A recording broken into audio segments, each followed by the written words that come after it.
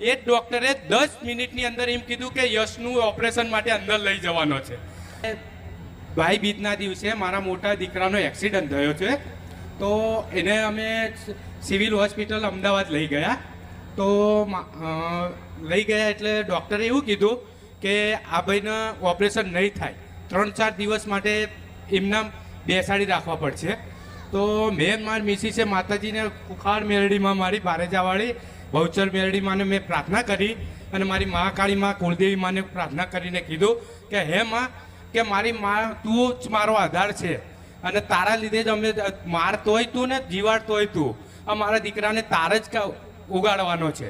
તો માતાજીને જેવી મેં પ્રાર્થના કરી કે હે કુખાર મેરડીમાં મારા દીકરાનું ગમે તે કરીને તું ઊભો કરી દેજે.